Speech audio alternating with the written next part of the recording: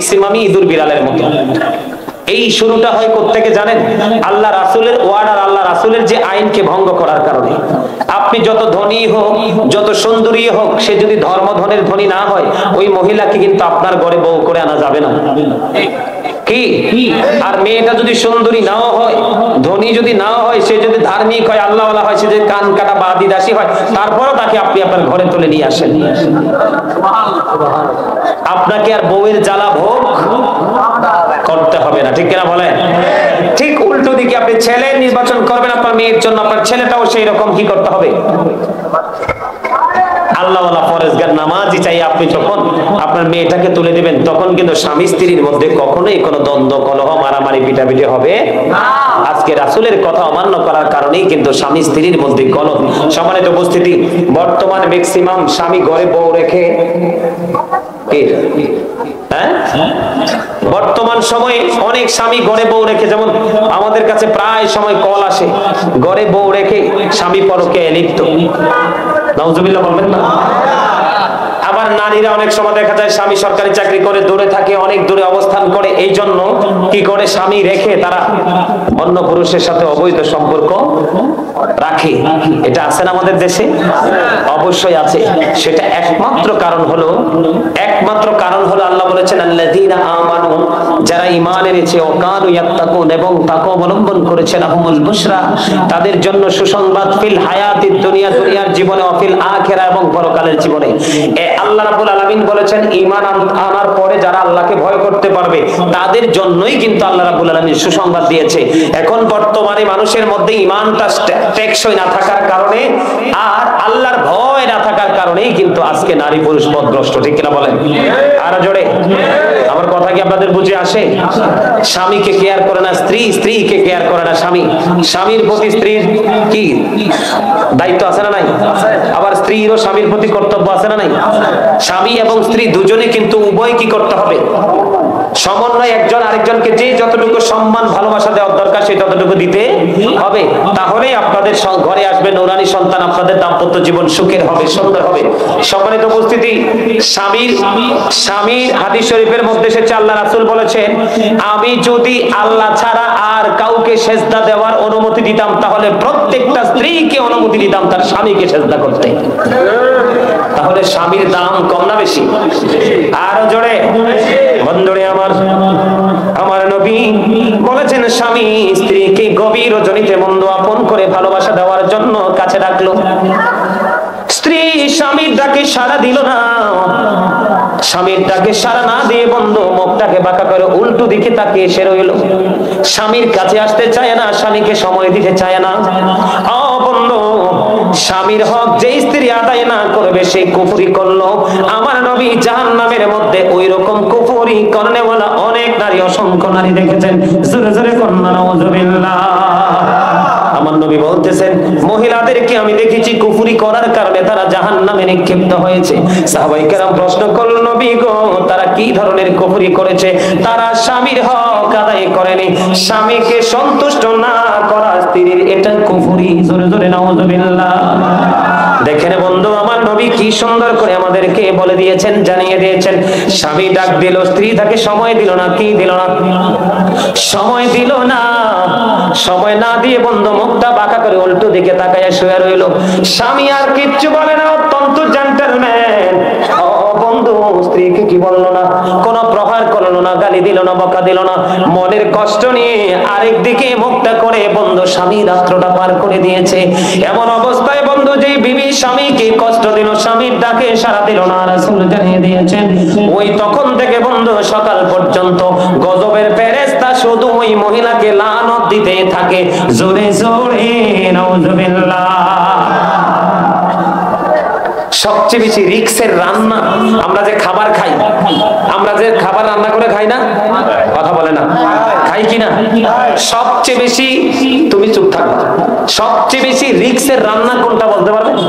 কোন খাবারটা রান্না করতে গেলে সবচেয়ে বেশি রিস্ক হয় বলতে পারবেন? কে বলছে?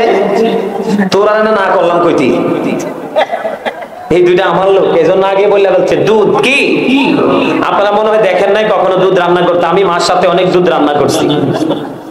মার সাথে আমার জীবনে আমি অনেক কাজ করছি, এখনো করার চেষ্টা করি। কিও মার কাছে কি গাজী সুলাইমান না ছোট্ট বাচ্চা?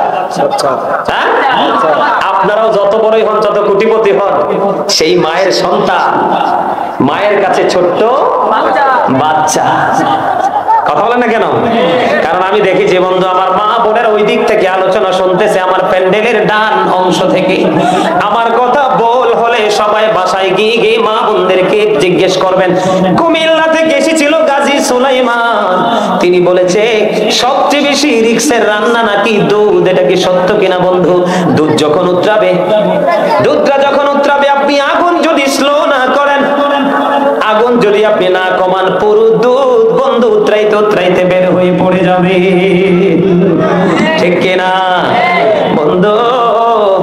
যদি আমারটা বিশ্বাস না হয়, আগামী কালকে 1 পোয়া করে দুধ কিনে নিয়ে আপনারা নিজে নিজে আপন করে জাল দিয়ে ট্রাই করবেন বন্ধু। বলে হুজুর এটা কি আপনি না আমি না, এটা আমার নবীর হাদিস শরীফ থেকে আমি জানতে পেরেছি। আমার নবী বলেছে মা বোনেরা সবাই কি বলবো গো, তোমরা যদি চুলার উপর দুধ রান্না করা অবস্থায়ও থাকো, স্বামী ডাক দিলে একটা সেকেন্ড দেরি করিও না, স্বামীর কাছে ছুটে এসো, তোমার দুধ পুরোটা উতরে পড়ে যাক তাতে তোমার আপত্তি নেই। তোমার দুধকে কন্ট্রোল করা বড় নয়, স্বামী ডাক দিয়েছে তার ডাকে সাড়া দেওয়া হলো তোমার কর্তব্য। এখানে স্বামীর ইজ্জত, স্বামীর মর্যাদা, স্বামীর কদর বোঝানোর জন্য আমার নবী দুধের সাথে যুক্ত করে বন্ধু আমাদেরকে বুঝিয়েছেন। জোরে জোরে সুবহানাল্লাহ। আপনারা জানেন না, স্বামী স্ত্রী যদি প্রেমময় মুহূর্ত 1টা ঘন্টা স্বামী পান খায়, কি খায়? স্ত্রী স্বামীর কাছে বসে বসে এক টিভি পান, যেমন চেয়ারম্যান সাহেব আমার আম্মা জান আসেনি? আছে আলহামদুলিল্লাহ। চেয়ারম্যান সাহেবকে জিজ্ঞেস করছি আর কি, পান খাই তো এই জন্য। কোন স্বামী স্ত্রী যদি মহাব্বত করে, প্রেমময় 1টা ঘন্টা সময় যদি মিষ্টি মিষ্টি আলাপ করে, বিবি স্বামীকে পান বানাইয়া দিব, আবার স্বামীও পকেটে করে কিছু মজাদার জিনিস নিয়ে আনবে। আমার প্রিয় মানুষ, সবচেয়ে বড় ভালোবাসার মানুষ সহধর্মিনী, সে তো আমাকে বড় ভালোবাসে, আমাকে সেবা করে, কত সুন্দর করে করে আমাকে পান খাওয়ার জন্য পান বানিয়ে দেয়, বা আমার প্রিয় খাবারটা তৈরি করে দেয়। আমি কেমন করে তার কাছে খালি যাব? আমিও পকেটে করে তার কাছে কিছু নিয়ে যাব। স্বামী দিবে স্ত্রীকে ভালোবাসা, স্ত্রী দিবে স্বামীকে ভালোবাসা। বন্ধু 1টা ঘন্টা সময় যদি কেউ দিতে পারো, তাহলে স্বামী স্ত্রীর মধ্যে 1 বছরের নফল ইবাদতের সওয়াব তোমার আমলনামায় চলে আসবে। আর যারা বলেন না সুবহানাল্লাহ। দায়িত্ব পালন করতে হবে না? যে মহিলা 5 ওয়াক্ত নামাজ পড়বে, লজ্জাস্থানকে হেফাজত করবে, রমজান মাসে বন্ধু রোজা রাখবে, কি রাখবে?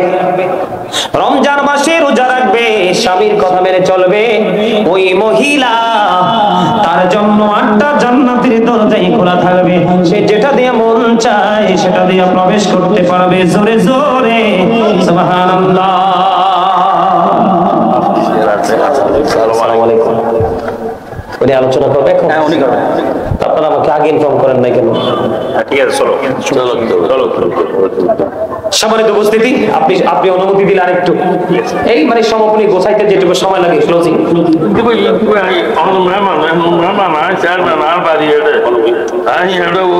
একটা প্লাস্টিকের চেয়ার আছে না, এদিকে যাও না, এই ওইদিকে চেয়ার আছে না, একটা চেয়ার দাও এদিক দিয়ে।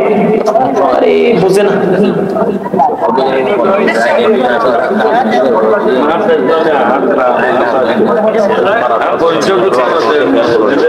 এটা পাবলিক নয় না ভাই,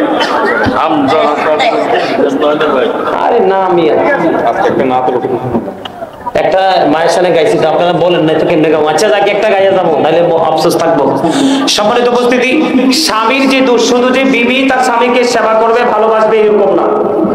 আল্লাহ কোরআনে বলছে স্বামী স্ত্রী সৎভাবে সুন্দরভাবে জীবন যাপন করার জন্য আশিরুহুন্না বিল মা'রুফ।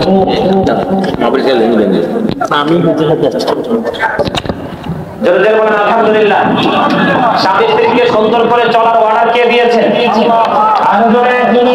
সৎভাবে জীবন যাপন করার অর্ডার কে দিয়েছেন? এখন সৎভাবে জীবন যাপন যদি না করেন, তাহলে আল্লাহর অর্ডারকে কি করেছেন? অমান্য করেছেন। আপনি সীমা লঙ্ঘনকারী, উপায় থাকবে না, কি থাকবে না? এদিকে তাকান, বর্তমান যুগের ম্যাক্সিমাম স্বামী তার ক্ষমতা থাকার পরে কিন্তু স্ত্রীকে বিয়ের পরে মোহরানা দেয় না। আপনি যদি স্ত্রী মহরানা না দিতে দিতে যদি আপনার পরপারের ডাক আসে, পরপারে চলে যান, বিবিকে আপনার ক্ষমতা থাকার পর কম হোক বেশি হোক আপনি মহরানা দিয়ে যান নাই। আল্লাহ রাসূল বলেছেন এই স্বামীকে কাল কিয়ামতের দিন সুবহানাল্লাহ ওয়া আলহামদুলিল্লাহ লা ইলাহা ইল্লাল্লাহ সুবহানাল্লাহ ওয়া আলহামদুলিল্লাহ লা ইলাহা ইল্লাল্লাহ লা ইলাহা ইল্লাল্লাহ নবী আমার নূরের পুতুল জগৎ করলেন অজালা, নবী আমার নূরের পুতুল জগৎ করলেন অজালা, রোজ হাসরে করবেন তিনি উম্মতের ফায়সালা সুবহানাল্লাহ ওয়া আলহামদুলিল্লাহ ইল্লাল্লাহ সুবহানাল্লাহ ওয়া আলহামদুলিল্লাহ ইল্লাল্লাহ লা ইলাহা লা ইলাহা আরশ কুরসি লৌহ কলম সৃষ্টি যাহার ওসিলানি, যে আল্লাহ খুশি হইয়া নাম রাখলেন হাবিবুল্লাহ সুবহানাল্লাহ মহব্বতে লা ইলাহা লা ইলাহা লা ইলাহা ইল্লাল্লাহ মুহাম্মাদুর রাসূলুল্লাহ সাল্লাল্লাহু আলাইহি ওয়াসাল্লাম। জোরে জোরে বলেন আলহামদুলিল্লাহ। তুমি কৃপণ, আপনারা শুধু অসুস্থ না, আপনারা কৃপণ। কৃপণকে আল্লাহ দেখতেই পারে না। এখন মনে মনে বলবেন যে হুজুর না আমরা তো কৃপণ না, তাইলে কি অহংকার? আল্লাহ ডাজন্ট লাইক দ্য প্রাউড। আল্লাহ অহংকারীকে পছন্দ করেন না, কারণ অহংকার আল্লাহরই সাজে, যার কোনো ক্ষয় নেই, যার কোনো বিনাশ নেই। আপনি আমি কতদিন বাঁচবো, কত সময় বাঁচবো, কি খেয়ে যাব, কোন দরজা দিয়ে আজরাইল আসবে, এই সীমারেখা এগুলো কি আমাদের জানা আছে? তা আপনার আমার অহংকার করার কি আছে? অহংকার করার কোনো সুযোগ আছে? অল মেন উইল ডাই, সকল মানুষকে মরতে হবে। বাঁচার কি উপায় আছে? মরার পরে উপায় আসেনি? আরে না, আল্লাহ বলেছেন ইন্না বাতশা রাব্বিকা লাশাদীদ। আল্লাহ বলেছেন the seizing of Allah is difficult. আল্লাহর ধর, আল্লাহর পাকড়াও বড় শক্ত, মরার পরে শক্ত করে ধরবে। কি আর এখন বলে হুজুর এখন ধরে না কেন? কারণ এখন তো আপনি পরীক্ষার হলে আছেন। আল্লাযী খালাকাল মাউতা ওয়াল হায়াতা লিয়াবলুওয়ান নাস, যিনি জীবন সৃষ্টি করেছেন, মৃত্যু সৃষ্টি করেছেন শুধুমাত্র মানুষকে পরীক্ষা করার জন্য। এখন তো আপনি পরীক্ষা দিচ্ছেন, পরীক্ষার হলে আছেন। আপনি মৃত্যুবরণ করার পরেই কিন্তু ফাইনাল খেলা শুরু হয়ে যাবে।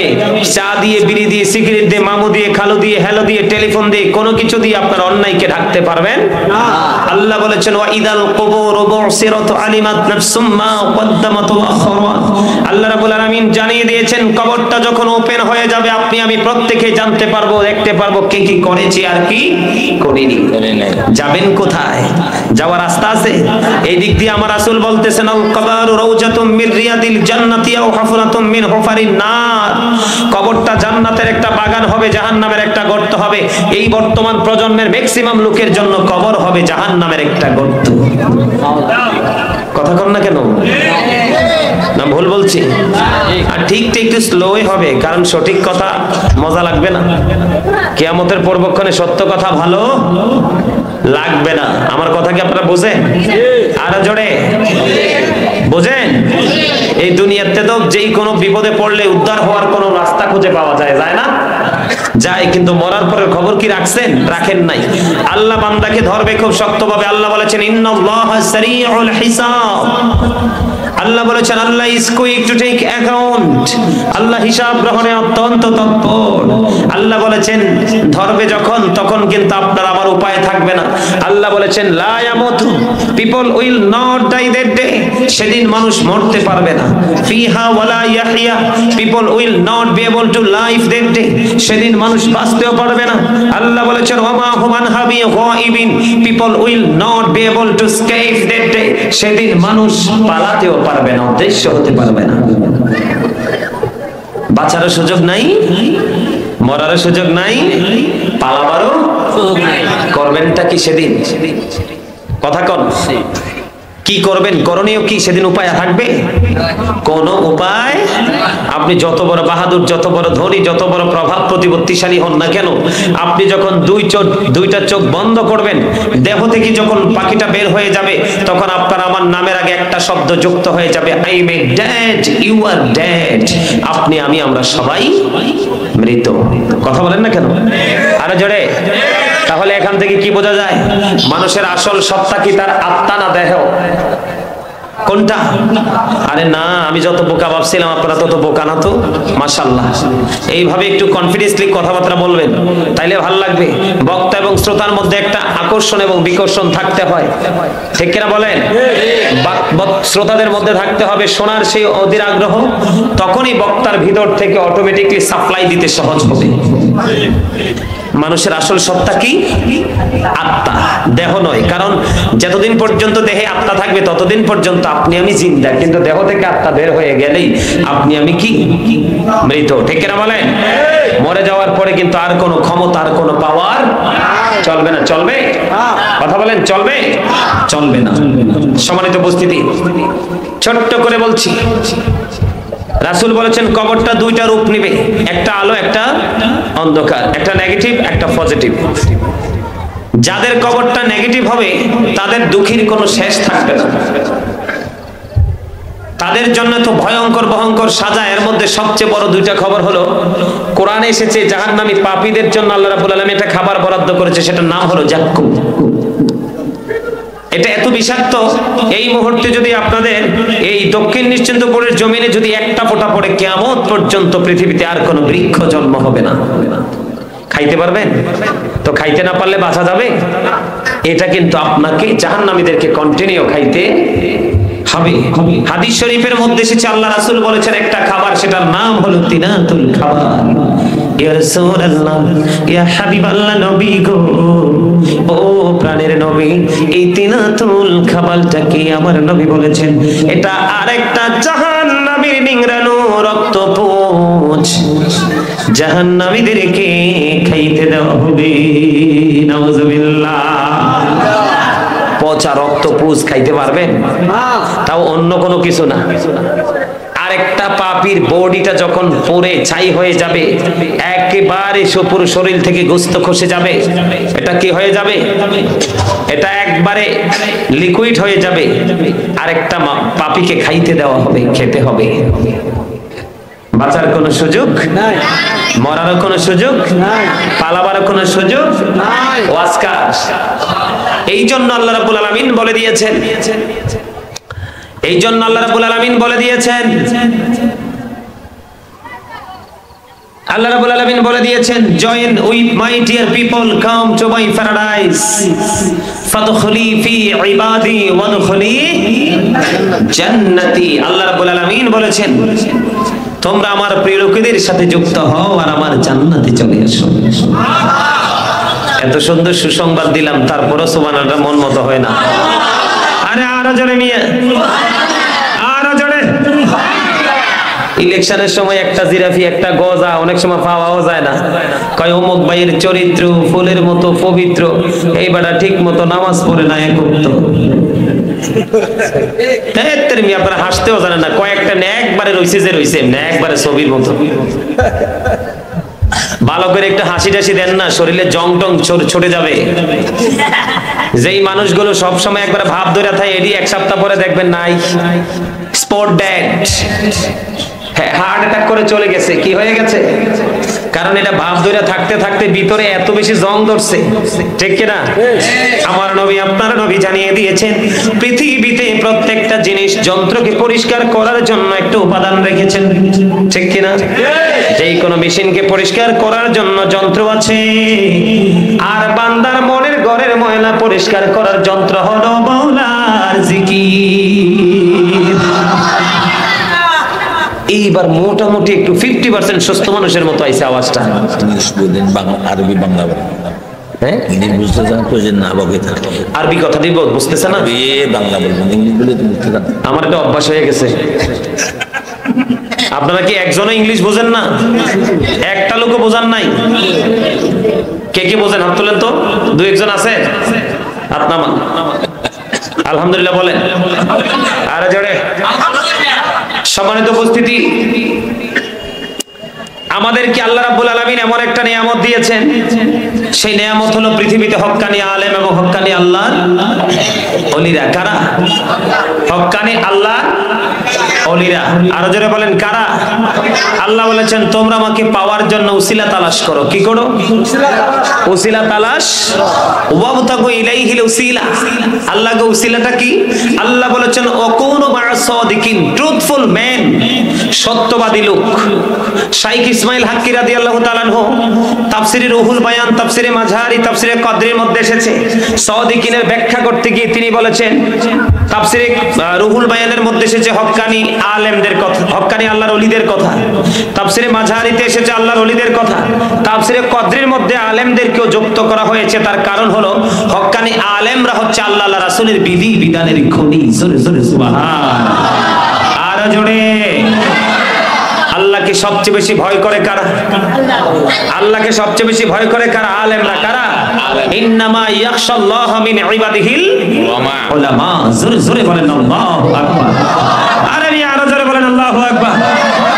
আমি শত শত মাইল ফাড়ি দিয়েছি, আমার কাছে কি কনফিডেন্স নেই আমি আলোচনা করছি, আর আপনারা এই আশেপাশে বাড়ি ঘর থেকে আইছেন, মনে হচ্ছে 6 বছর ভাতই খান না। এগুলো ছাড়েন।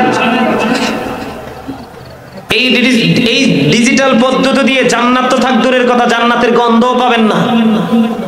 যে কমার্শিয়াল ভাবে ইবাদত করেন, শুক্রবারে জুমার দিনে যান সবার পরে, বের হন সবার আগে। অথচ রাসূল বলেছেন যেই ব্যক্তি জুমার দিনে সবার আগে যাবে এবং সবার পরে মসজিদ থেকে বের হবে, তার প্রত্যেকটা কদমে কদমে 1 বছরের নফল ইবাদতের সওয়াব দেওয়া হবে। সেই খবর কি আমাদের কাছে আছে? এখন তো হুজুরদেরকে, আল্লাহর ওলিদেরকে আমাদের কাছে ভালো লাগে না। ওই আমার আগে যিনি আলোচনা করেছেন, ওনার নামটা কি জানি, হাবিবুল্লাহ আল কাদরি ভাই, তিনি বলে গেছেন আগামী প্রজন্মে যে যুব সমাজ আসবে এগুলো আল্লাহর ওলি বিদ্বেষী হবে। কারণ যেইভাবে ইসলাম সম্পর্কে অপপ্রচার চালাচ্ছে খারিজিরা, আল্লাহ রাসূল, আল্লাহ রাসূলের দুশমনের, আল্লাহর ওলিদের দুশমনের, ঠিক কিনা বলেন? আর জোরে আরেকটু মহব্বতে। তা আল্লাহ কি কইছে? জান্নাতের উসিলা হলো হক্কানি আলেম এবং হক্কানি আল্লাহর ওলি। ওয়ালিকা আল্লাহ। আর আল্লাহওয়ালা হয়ে যখন আপনি তো নিকৃষ্ট খাবার দিবে, আর আল্লাহওয়ালা হয়ে যখন কবরে যাবেন, আল্লাহ বলেছেন ইনদা রাব্বিহিম ইউরযাকুন। আল্লাহওয়ালা হয়ে গেলে দে রিসিভ ফুড ফ্রম আল্লাহ। আল্লাহর কাছ থেকে জান্নাতি খাবার আপনারা রিসিভ করতে পারবেন। আল্লাহ জান্নাতি খাবার পাঠিয়ে দিবে। সুবহানাল্লাহ। জান্নাতি খাবার কি নিয়ামত না কিয়ামত? আর জোরে আল্লাহর ওলিদের দরকার আছে না নাই? Behold, verily the friends of Allah have nothing to bear or to regret. আল্লাহ বলেছেন আলা ইন্না আউলিয়া আল্লাহি লা খাউফুন আলাইহিম ওয়া লা হুম ইয়াহজানুন। না রে ভাই, তোর আর অসুস্থতা কাটবে না মনে হয়, আমার মনে হয় আগামী 6 মাসেও। জোরে আল্লাহ করে বলো না। আল্লাহর ওলিদের কোনো ভয়, তাদের কোনো চিন্তা, তাদের কোনো টেনশন, তাদেরকে মুক্ত করছে কে? ওয়াজকা নাহনু আউলিয়াউকুম ফিল হায়াতিদ দুনিয়া feel আখিরাহ। We are your protecting friends in the life of the world end in the হিয়ারআফটার। আমরাই তোমাদের বন্ধু দুনিয়ার জীবন এবং পরকালের জীবনে। জোরে জোরে সুবহানাল্লাহ। আরে আরো জোরে। ওয়াজ তো আমার আল্লাহ করতেছে। কে করতেছে? আল্লাহ রাব্বুল আলামিন করতেছে। তা আল্লাহর ওলিদের কাছে আসার মানে কি? আমরা আল্লাহ রাসূলকে চিনা, আল্লাহকে চিনা, আল্লাহর প্রতি ভয় করা, দুনিয়ার কাজের ফাঁকে ফাঁকে পরকালের জন্য বাজার করা ট্রেনিং নেওয়া, এটাই তো। এই ট্রেনিংটা এখন বর্তমান মুরব্বীরা যারা আছেন, এই যে আমার এই পাশে আছেন, এই পাশে আছেন, আপনারা যারা মুরব্বীরা আছেন, আমার কাছে মনে হয় আপনারা যখন চলে যাবেন, মুরব্বীরা যখন চলে যাবে, আমার কাছে মনে হয় পৃথিবীটাকে আর বেশি দিন টিকিয়ে রাখা সম্ভব হবে না। কেন জানেন? বর্তমান সমাজের যুবকেরা প্রতি 1999 জনই পথভ্রষ্ট। দাদা কি আপনার কাছে কি মনে হয়? ঠিক বলছি না বেঠিক? হ্যাঁ, প্রতি 1999টা ছেলেই কি পথভ্রষ্ট, লাইন ক্রস করে ফেলেছে। কি করে ফেলেছে? লাইন ক্রস করে ফেলেছে। আর লাইন ক্রস করার পিছনে সবচেয়ে বড় দায়ী হলো পিতামাতা। কে? কথা বলেন না কেন? কারা? এই জন্য আমাকে দুইটা বিষয় দেওয়া হয়েছে। একটা পিতামাতার সন্তানের প্রতি দায়িত্ব, এবং সন্তানের পিতামাতার প্রতি কি কর্তব্য, এবং স্বামী স্ত্রীর মধ্যে এখন বর্তমানে স্বামী স্ত্রী ইঁদুর বিড়ালের মতো। কার মতো? ইঁদুর বিড়ালের মতো সম্পর্ক। স্বামী স্ত্রীর যে মধুরতা এখনকার কিন্তু সেটা দেখা যায় না, খুবই কম। এই জন্য আমাকে দুইটা বিষয় দিয়েছেন, তা আমি আপনাদেরকে নিয়ে শুরুতে এই বিষয়টা নিয়ে একটু আলোচনা করতে চাই। সর্বপ্রথম, সন্তান জন্ম হওয়ার পরে পিতামাতার কি দায়িত্ব, কাল কর্তব্য রয়েছে সন্তানের প্রতি। সন্তানকে পিতামাতা কিভাবে তৈরি করতে হবে, গড়ে তুলতে হবে, সেই বিষয়ের উপর আমি আপনাদেরকে আলোচনা শোনাবো।